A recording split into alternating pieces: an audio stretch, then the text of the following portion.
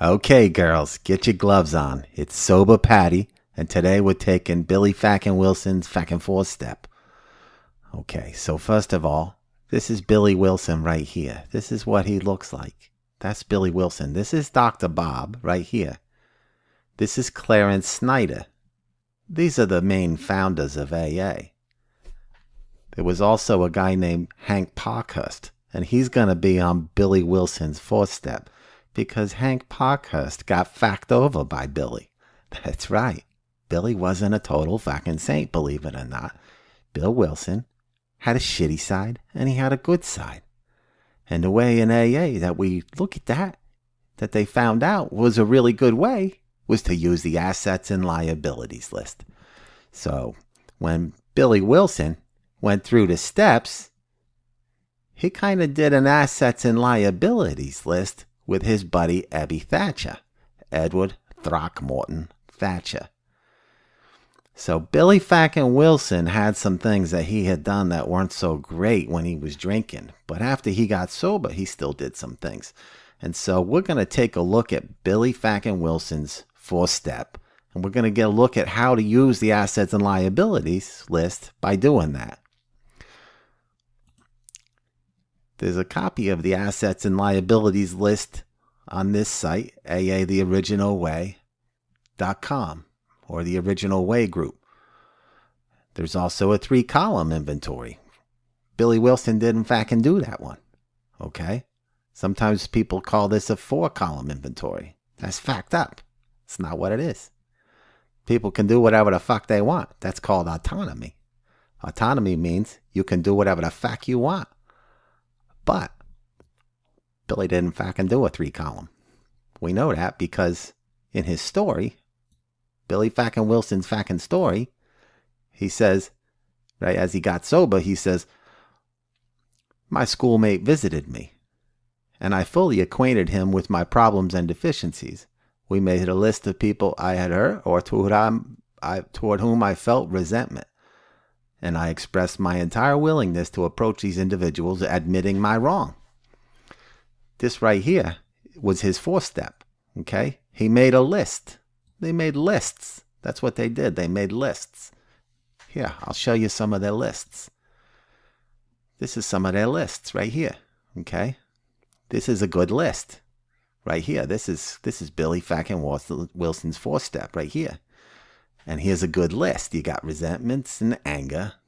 You got the decision based on self later place you in a position to be hurt. You got the affects my columns that they list in the big book. Fear, selfishness, dishonesty, self-seeking. These are all the harms. These are all the things that we do to harm people. And these are some of the things that they had on the list. Now, they all stem out of these top 4 things. But they get a little more specific. And financially selfish, and sexually selfish, and how did you hurt these people? And then we put our amends down here. So we have a spot to put our amends. There's other lists. There's instructions for how to use this list on this guide. Here's Clarence Snyder's list. This is his 4th and 5th step list. Clarence Snyder worked with a lot more fucking people than Billy Wilson. Clarence Snyder started the first fucking AA meeting in Cleveland, which is where AA first took off because of the Plain Dealer. The Plain Dealer did a series of articles showing alcoholics getting sober for the first time. At that time, it was a big, amazing deal. So this is Clarence Snyder's list, and Clarence had a lot of experience. You have to take this list seriously, and this is the list that he gave. 20 character defects, and he asked people who they hurt with these things and who their resentments were for. And so they put the names down, and then they did this. Now, he didn't talk about specifically an assets list on his side, but he does talk about using the 4 absolutes. And the 4 absolutes were the assets. Okay, that's God's will, the 4 absolutes. So on Clarence's list, you know he had the 4 absolutes on this side, on the assets side. This is Dr. Bob's list. Dr. Bob had a list too. And Dr. Bob always used the 4 absolutes as well. And this list came from a story in the big book called He Sold Himself Short. Earl T. Went through the steps this way with Dr. Bob, and he wrote about it in the big book. The little red book has a list. This is the list that they give in the little red book right here. The little red book was the first 12 and 12 before Dr. Bob died and Billy Fackin Wilson got busy and wrote himself his own 12 and 12 book. So this was the list that Dr. Bob had helped Ed Webster put together. And Dr. Bob was just an advisor. He didn't write the little red book, but he did talk to Ed, and it does document, probably closer than anything else, how Dr. Bob took people through the steps. And here's this list here that they give in the little red book, and then it's meant as an addendum. So it's these things with the stuff from the big book. Okay? And there's the complete list. And then you have the amends down here. Simple, right? Who you pissed off at? Put the names up here. Who'd you hurt with your dishonesty? Get the fucking names down. Who'd you hurt with your self-pity? Put the fucking names down. You don't have to repeat the name, but you got to get it down. Were you jealous? Did you ever get jealous? Did anybody make you jealous? Well, who the fuck were you jealous at? Put the fucking name down. Did you hurt them with your jealousy? Put the name down. Criticism. Did you criticize anyone? Were you intolerant? Were you mean? Did you get angry and hurt anybody out of your anger? Right? It's different than resentment. You're carrying a resentment around with you. But did you ever just blow up and beat the fuck out of somebody? Put it down. Put the name down. Fear. You afraid of something? What are you afraid of? Put it all down. And then the things from the big book that they talk about. And as you get down, you got your amends right here. Here's your A step. Everything you need right there. One page. Fucking simple, right? The crap we hear in AA today. It's a fucking simple program. This is Bill Wilson and Tom Powers wrote this list in the 12 and 12. And they talked about the 7 deadly sins. And the 12 and 12 is just like the little red book. It's meant as an addendum to the big book, not to replace it. But you take the things from there and you add it to what's already in the big book. So that's what says on here. And there's a lot of questions and stuff that they give in the 12 and 12 as well.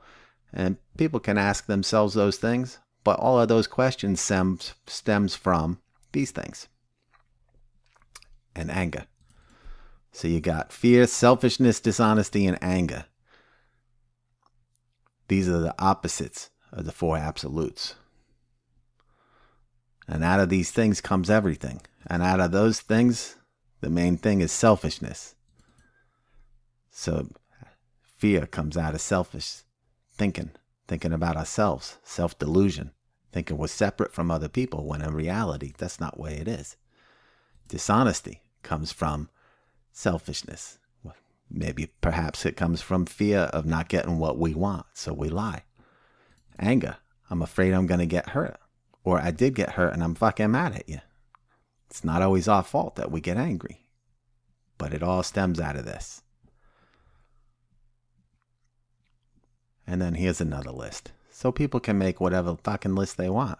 But the main things that never come off are these 4. Why? Because they came from the 4 absolutes. These 4 absolutes is where we get our steps from. This is God's will. These 4 absolutes were the things they found that Jesus does absolutely in order to know God's will.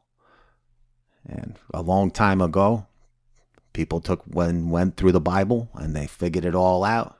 And they found out that sure enough, if you really get fucking anal retentive about it and OCD about looking at that shit, sure enough, there's some proof in the Bible that says that these are 4 things that Jesus did absolutely.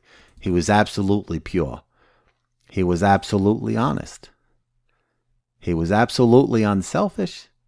And he was absolutely loving. And love was an action word according to JC. It was love in deeds. It wasn't, I love this movie. It wasn't, I love this person. It was, let me love this person by actually doing something. Lift a fucking finger. That's what JC was saying. And if you do these things, they felt you would have a spiritual experience. Because if you do what Jesus did, you're going to get what Jesus got. And so in AA, if they asked an alcoholic, are your motives pure? Are you doing this out of a pure, present in the moment kind of place? Or are you doing it from a greedy, selfish, want my fucking way kind of place? And alcoholics, you know the answer to that. There was a very short, fuck no, I'm super pure. never had an impure motive. I've always been a very helpful person. Or, no, I'm the worst fucking person on earth, and I've never done any fucking thing good. So you're not going to get an accurate answer asking that question. Same thing with love. It's going to just be a yes and no answer, usually with no insight into how we're actually behaving. Same thing with unselfishness and honesty. So the opposite became, well, do you have any resentments? If you ask an alcoholic, do you have resentments? Oh, yeah, I'm so fucking pissed at my wife. She threw me out. Do you have any fears? Well, the opposite that they placed across from love, was fear. Do you have fears? Yeah, I'm fucking terrified. I don't have a place to live. And my wife's a fucking bitch for throwing me out. Have you been selfish? Did your selfishness harm your wife? Oh, fuck. Why you asking me that? That's a pretty mean thing to ask. Of course not. I didn't fucking harm her. But I thought you said she threw you out. Why did she throw you out? Because I was drinking. Did you take money from her? Yeah, I took fucking money from her because I wanted to fucking drink. Did you go to work? No, I stopped working because I was fucking drunk. So did your selfishness harm her? Well, yeah, I guess it did. It did fucking harm her, didn't it? So maybe you set the ball rolling for this resentment that you have against her. Well, that's a pretty fucking mean thing to say, isn't it? Why are you talking to me like that? Because you said your selfishness harmed her, and then she threw you the fuck out on your ass. That's true. Maybe I did hurt her. Did your dishonesty hurt her?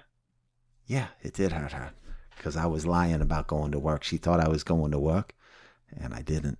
I fucking got drunk, and I stole money from her. And then she threw me out. Okay, well, this looks like you owe it an amend. Here's the exact nature of the wrong that you did to her. Now you make the fucking amend. You say, honey, I'm sorry. I was really fucking pissed off at you, but I realized it was all my fucking fault. I was afraid of being alone. I was selfish. I was drinking. I was lying to you.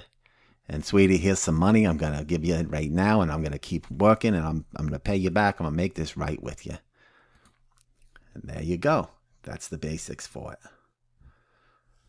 This here is a assets and liabilities list from 1946, okay? This came out of the grapevine. It's an example from 1946. Here's the volume if you want to check that out. Verify all this. So this was just a daily inventory to exemplify how a 10th step could work. And here's the things from this guy's list that he felt were pretty fucking problematic for him.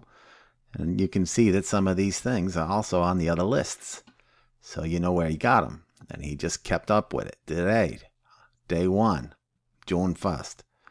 Did my self-pity fuck things up for me? Did it hurt anybody? Do I owe anybody an amend? Yeah, well, if I go through the month and I find a lot of check marks on self-pity, then I know that I really need to start praying for some more self-forgetfulness. That's the way that this guy felt about it. This was just one guy's list. You can make your own fucking list. Autonomy. That means you can do whatever the fuck you want to do. Okay? So self-forgetfulness was, he would pray for this. This was what he would strive for. This was God's will. Okay? This is what his higher power would have him do. Okay? So that's the basic rundown for the assets and liabilities list. Okay? Assets and liabilities list works that way. We'll go over the 3-column another time, but now is not the time. Right now, we're going to take Billy Wilson's Fackin 4-step in the assets and liabilities list. And here it is. Here it is. Here's the people that Bill hurt, his fears and his harms. They're all on the list. The first thing we do is we put the names on the list. First person on the list, Bill C. is an attorney. He was from Canada. He was living with Bill for about a year. Bill left him alone, and the guy fucking killed himself. Now, this guy was the drunk, and Bill was trying to help him, right? So why is he on the list? It wasn't Bill's fault, right? Well, let's imagine that Bill might not have felt so good. Bill was a compassionate guy. He didn't want to see the guy get hurt, but he was also a selfish motherfucker. So did Bill's selfishness somehow affect this guy? Well, you can imagine that there was some things to parse through. And it's complicated in some times because you're doing good, but then you might also have a side of the street that you need to clean up. And so this is a perfect way to see your shitty side and your good side and figure out what the fucking amend needs to be. Because then you get, once you go through this, you get the exact nature, bing, bang, boom, in fucking 10 minutes, you're done. Okay? It's not a go on forever. This isn't something that you want to let drag on because you get fucking drunk.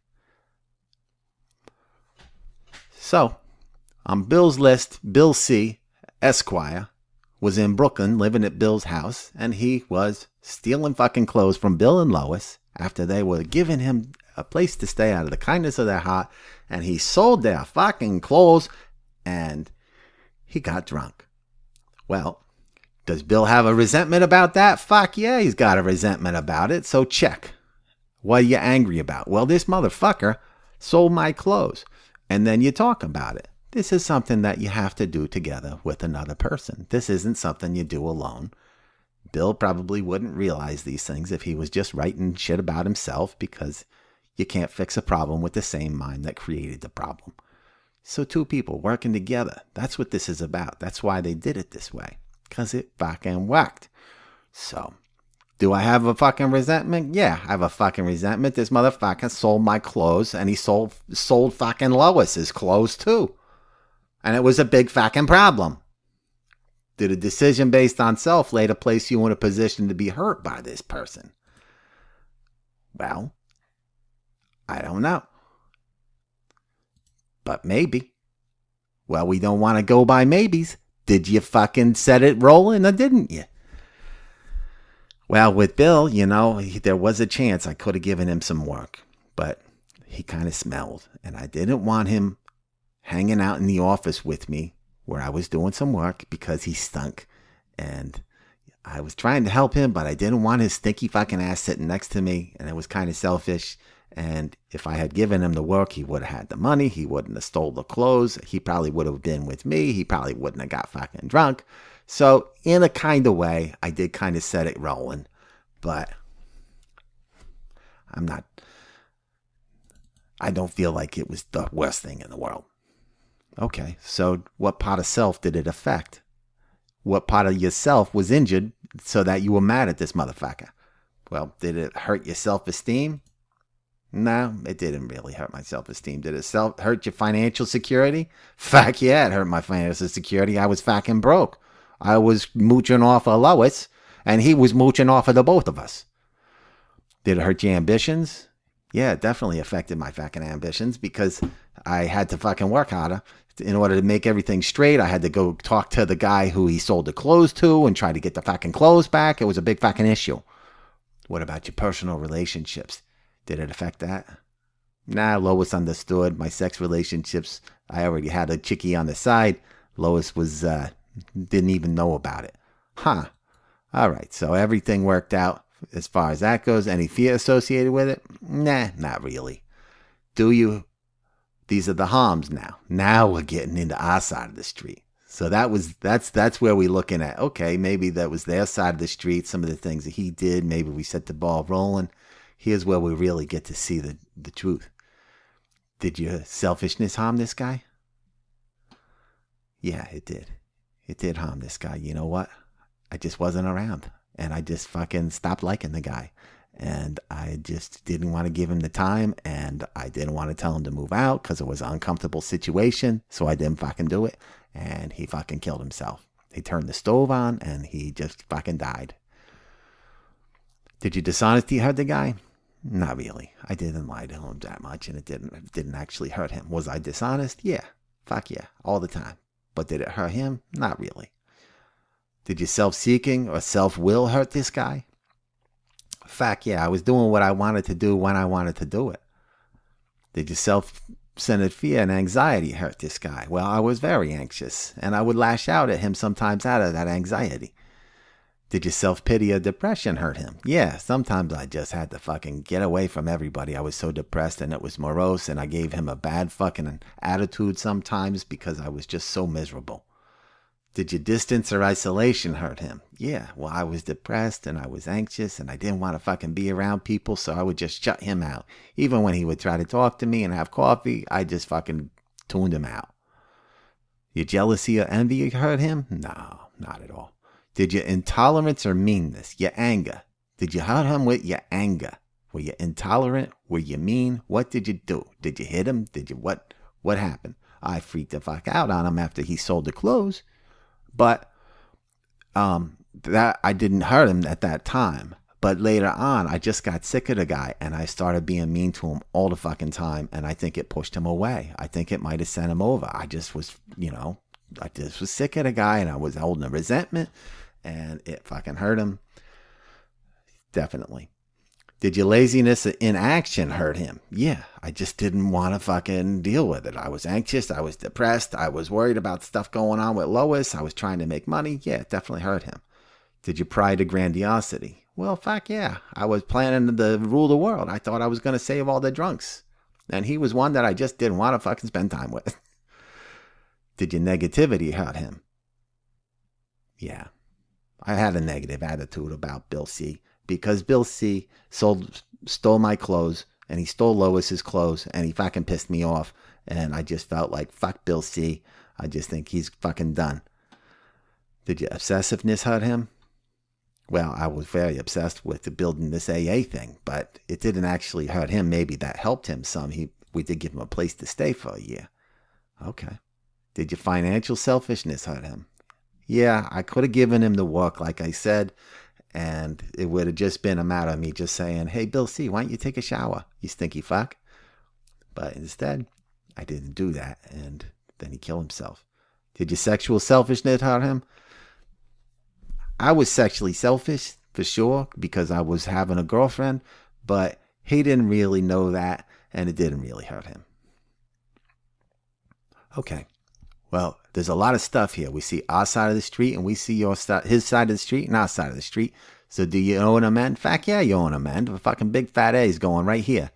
What kind of amend? What do you need to do to make this straight with Bill C? Well, Bill C is dead.